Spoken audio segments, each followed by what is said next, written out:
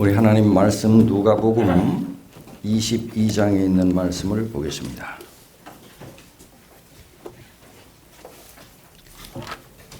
누가복음 22장 54절.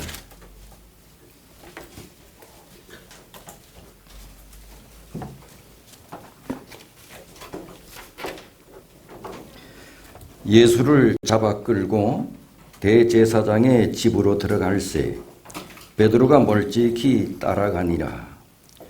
사람들이 뜰 가운데 불을 피우고 함께 앉았는지라. 베드로도 그 가운데 앉았더니 한 비자가 베드로의 불빛을 향하여 앉은 것을 보고 주목하여 가로되 이 사람도 그와 함께 있었느니라 하니 베드로가 부인하여 가로되 이 여자여 내가 저를 알지 못하노라 하더라. 조금 후에 다른 사람이 보고 가로되 너도 그 당이라 하거늘 베드로가 가로되 이 사람아 나는 아니로라 하더라. 한 시쯤 있다가 또 한 사람이 장담하여 가로되 이는 갈릴리 사람이니 참으로 그와 함께 있었느니라. 베드로가 가로되 이 사람아 나는 너 하는 말을 알지 못하노라고 방금 말할 때에 닭이 곧 울더라. 주께서 돌이켜 베드로를 보시니 베드로가 주의 말씀 곧 오늘 닭 울기 전에 내가 3번 나를 부인하리라 하심이 생각나서 밖에 나가서 심히 통곡하니라. 61절. 주께서 돌이켜 베드로를 보시니 베드로가 주의 말씀 곧 오늘 닭 울기 전에 내가 3번 나를 부인하리라 하심이 생각나서 밖에 나가서 심히 통곡하니라.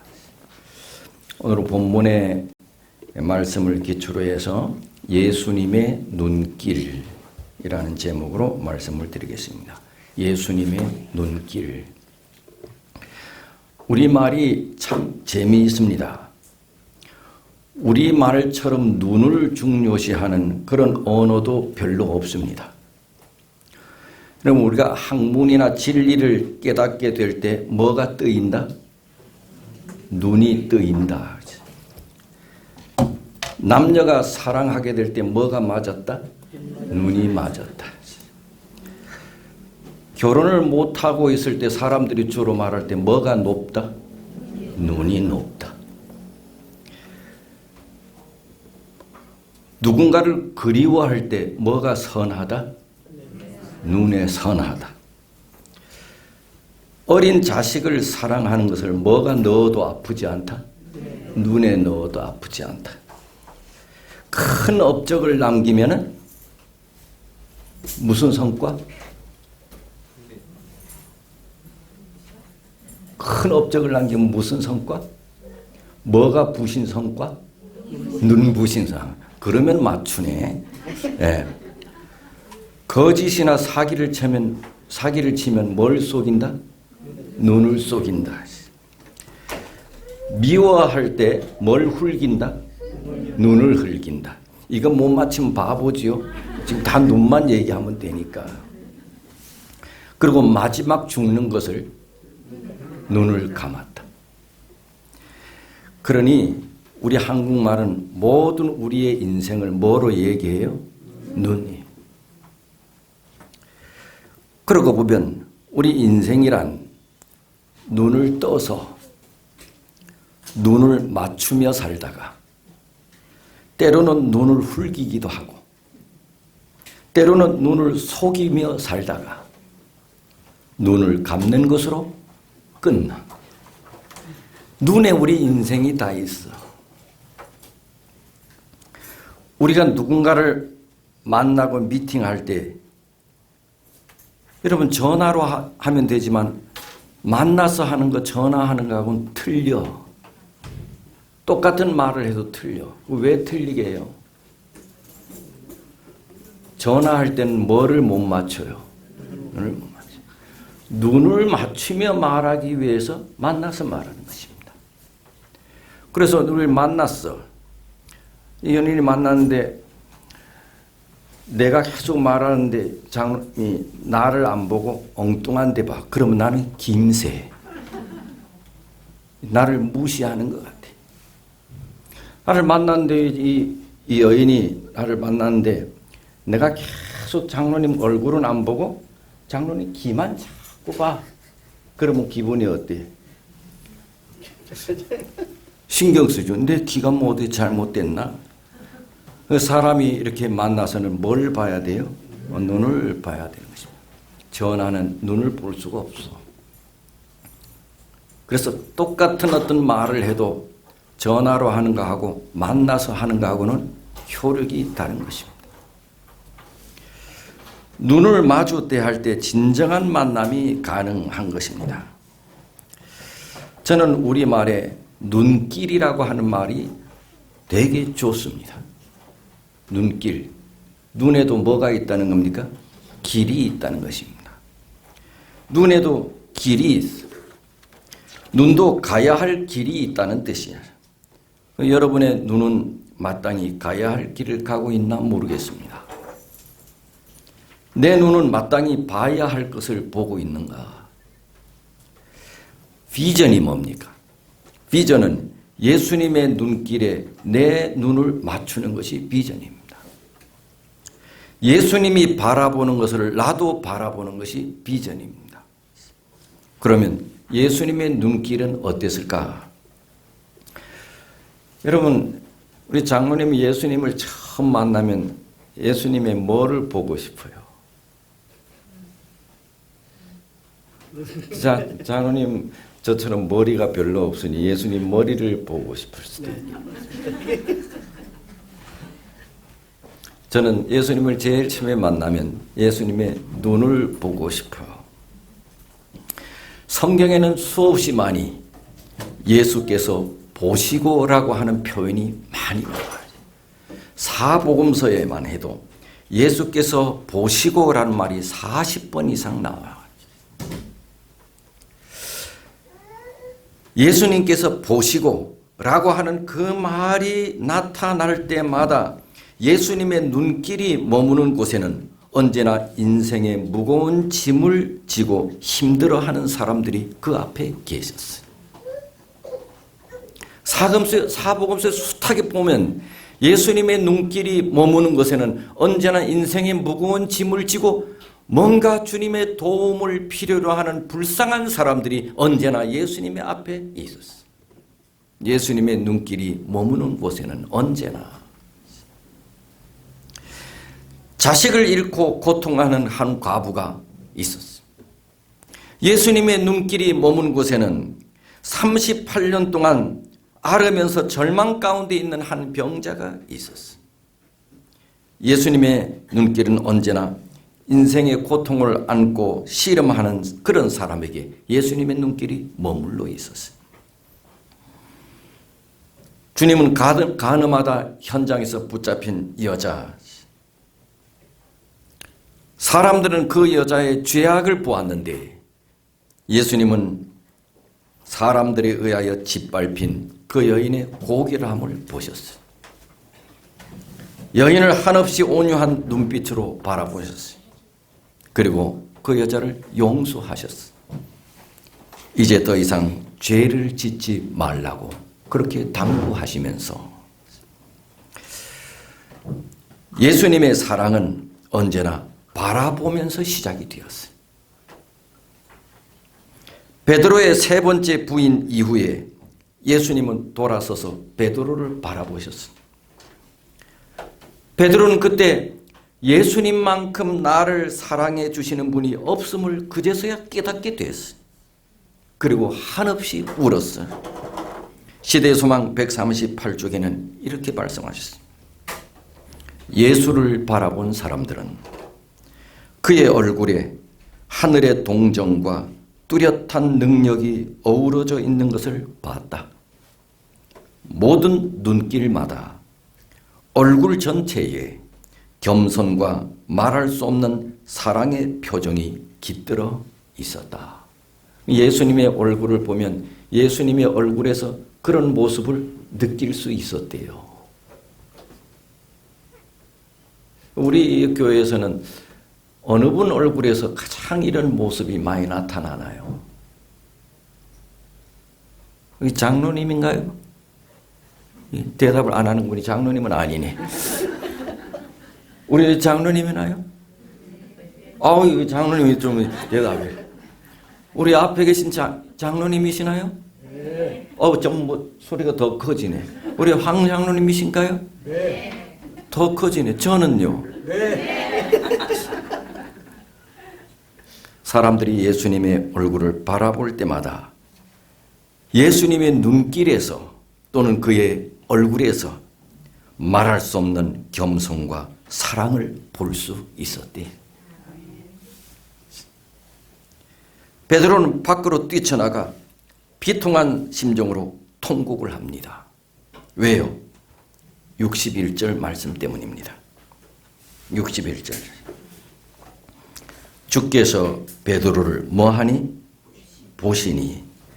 베드로가 주의 말씀 곧 오늘 다굴기 전에 내가 3번 나를 부인하리라 하심이 생각이 나서. 언제 생각났대요? 언제 예수님이 자기에게 하신 말씀, 내가 다굴기 전에 나를 3번 부인하리라 하는 이 말씀이 언제 생각이 났대요? 예수님이 하신 말씀이 깡그리 다 잊어버려졌어. 그런데 언제 생각이 났대요? 예수님께서 베드로를 보실 때. 우리 주님의 시선과 베드로의 시선이 만났을 때 베드로가 견디지 못한 것이지요. 3번씩이나 우리 주님을 강하게 부인하고 저주함으로 베드로는 닥친 위기를 가까스로 이제 벗어났다. 이제 다행이다. 안도의 한숨을 내쉬며 떨린 가슴을 진정하고 있을 바로 그때에 누군가 자기를 바라보고 있는 강한 느낌을 느끼게 됩니다. 그것은 우리 주님이 하셨던 말씀, 3번이나 나를 부인하리라 하는 그 예언의 말씀이 생각이 난 것입니다. 예수님을 부인할 당시는 우리 주님께서 자기에게 하셨던 말씀이 하나도 생각이 안 났는데,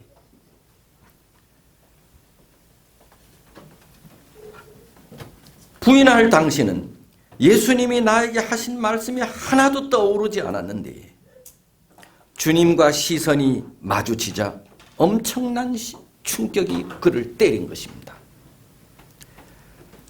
예수님을 부인했을 때는 수치스러운 사실을 우리 주님이 모를 거라고 생각했는데, 예수님과 눈을 마주쳤을 때 심령을 찌르는 죄책감이 들어오게 되었습니다. 예수님이 내 모든 것을 다 알고 계셨구나.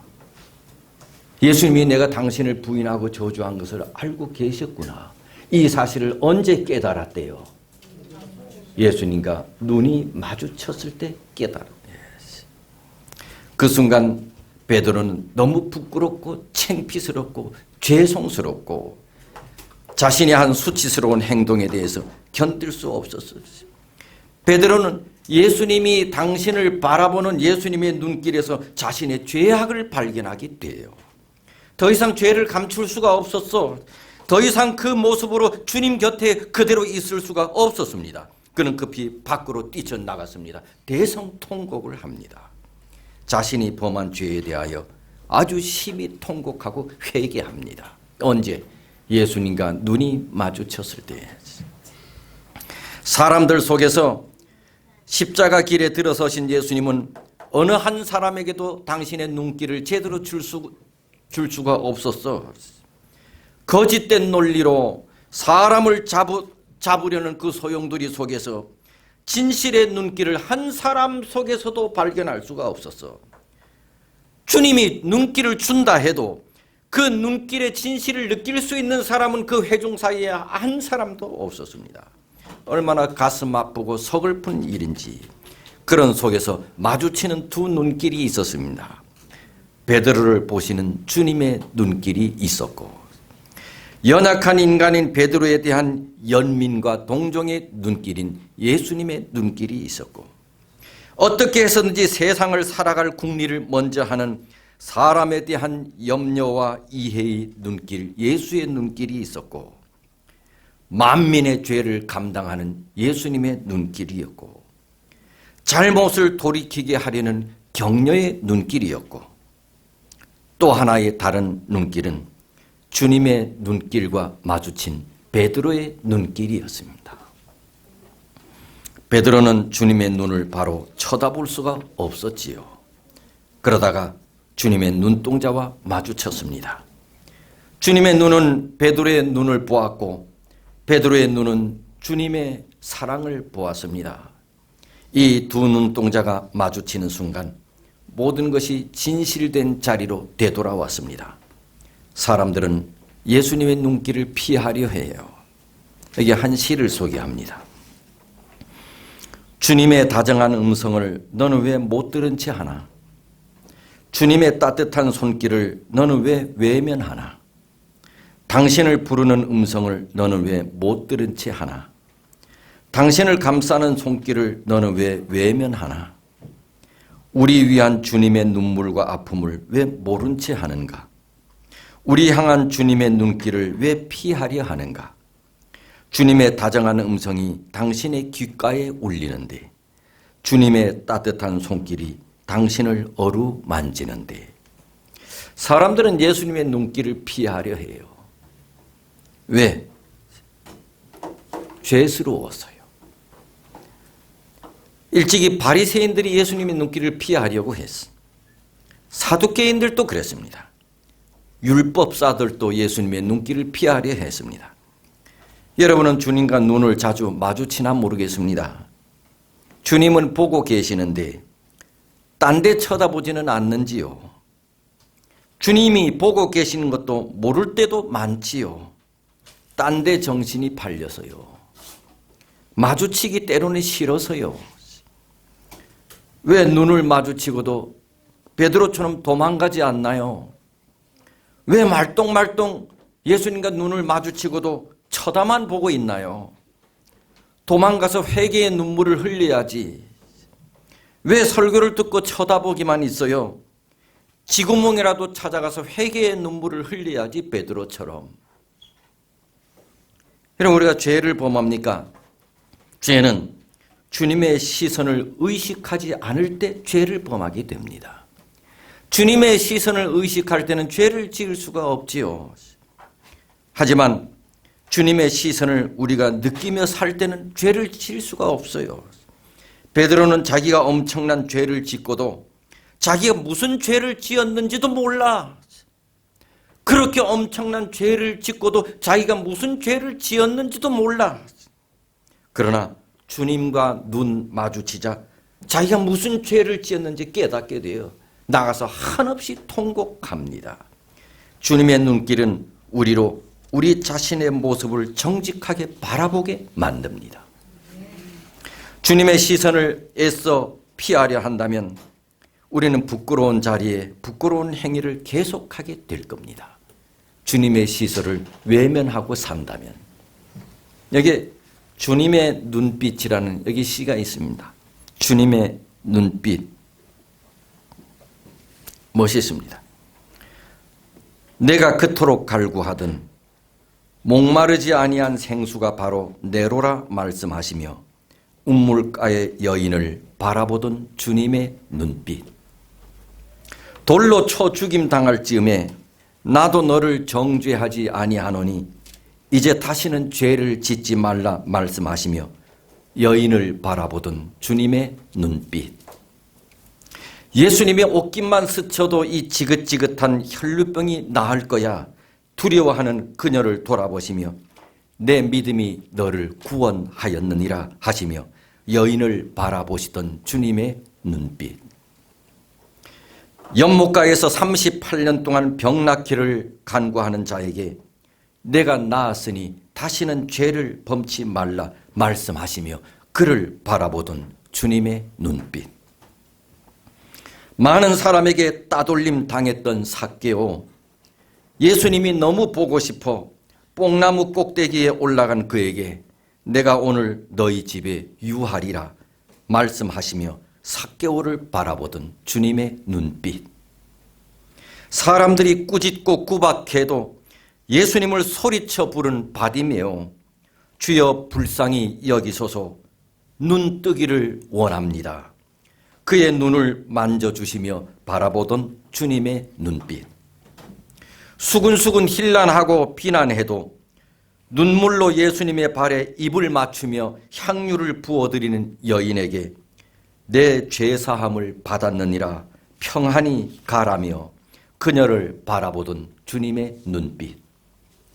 다른 사람들은 몰라도 나만은 죽을지언정 주님을 부인하지 않겠노라 호언장담했건만 저주하며 주님을 부인하는 베드로를 바라보던 주님의 눈빛. 예전에는 그냥 그런 사람들이 있었구나. 역사 속의 인물들로만 생각했는데, 그런데 주님, 그것이 아니었어요. 저의 모습이었어요. 그 사람들의 모습은 또 다른 나의 모습이며 그들을 향했던 주님의 눈빛은 저를 향한 주님의 눈빛이었어요. 지금도 살아서 저를 바라보는 주님의 눈빛, 그 눈빛이 그립습니다. 멋있죠? 주님의 눈빛. 이 예수님의 눈길에는 한 번도 죄를 정죄하는 눈길이 없어. 그렇게 큰 죄를 짓고도 주님의 눈길은 언제나 긍휼과 자비와 용서의 눈길. 또 다른 한 이 크리스찬이 제가 화가라면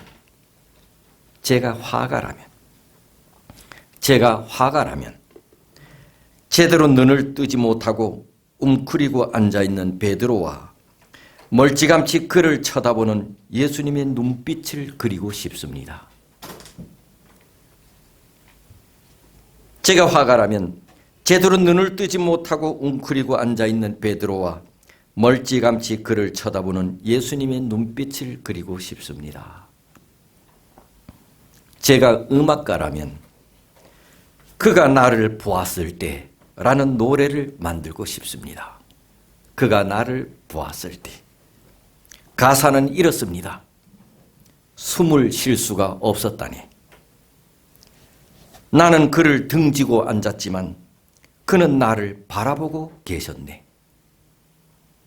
배신한 나를 바라보는 그 눈빛은 이전과 같았네. 나는 그만 울고 말았네.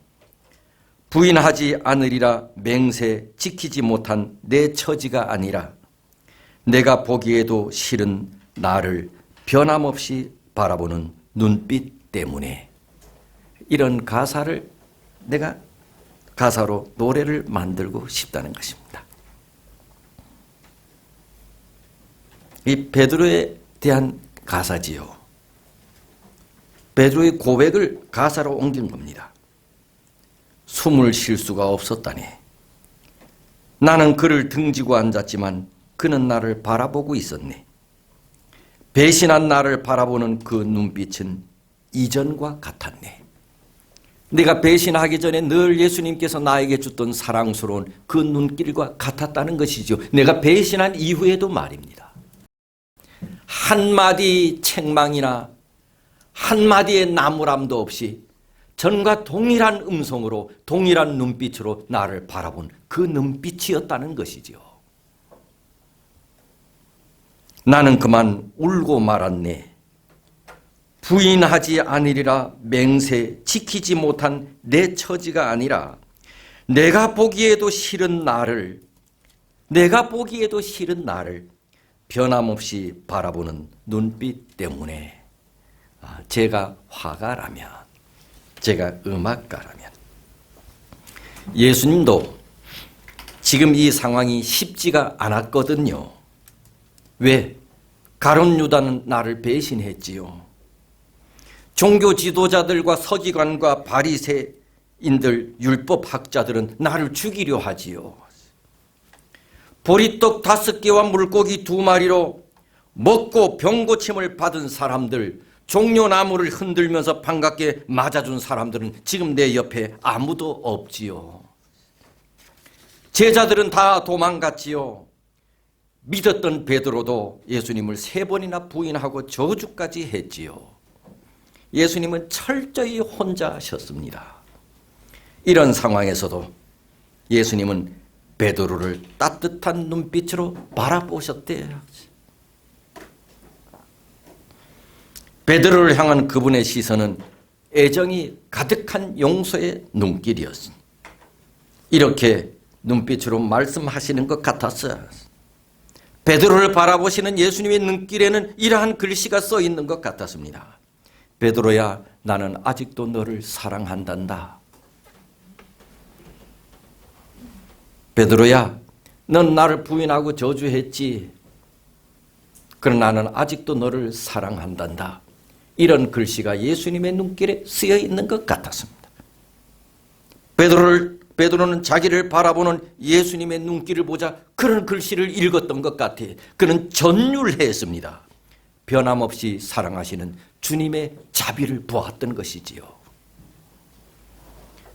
인간은 자기 자신의 비참함을 알고 그것을 끌어안으시는 하나님의 자비를 깨달을 때 진정한 회개가 일어나게 되는 것입니다.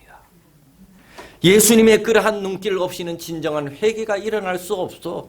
회개는 스파크가 일어나야 돼. 예수님의 눈길과 마주칠 때 스파크가 일어나. 예수님의 눈길을 보지 못하고 우리가 어떻게 진정한 회개를 일으킬 수가 있을까요? 다시 말해, 회개는 그분의 눈길과 나의 눈길이 마주치는 데서 시작이 되는 것이지요. 주님의 눈길은 베드로야, 나는 아직도 너를 사랑한다. 맞지? 이거 알지? 난 아직도 너를 사랑해. 알지? 제가 요즘 하고 내가 한 요 설교에 가장 잘 어울리는 노래가 뭐가 있을까 생각해 봤어. 근데 하나가 딱 떠올랐어. 그게 뭐게요? 장로님은 미소를 짓고 계시는데 아시면서 미소를 지으시는지. 422장 온유하시는 음성. 온유하시는 음성으로. 아, 그것도 멋있네요. 근데 내가 이거 생각했던 건 아니야. 온유하시는 음성으로. 또요.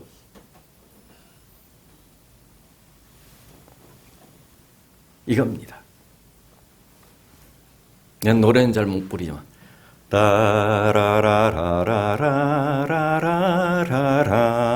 라라라라라라라라라라라 이 뭐죠?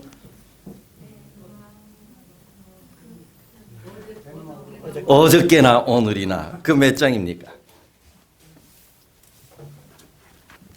어저께나 오늘이나 749. 우리 749장 다 한번 좀 불러볼까요?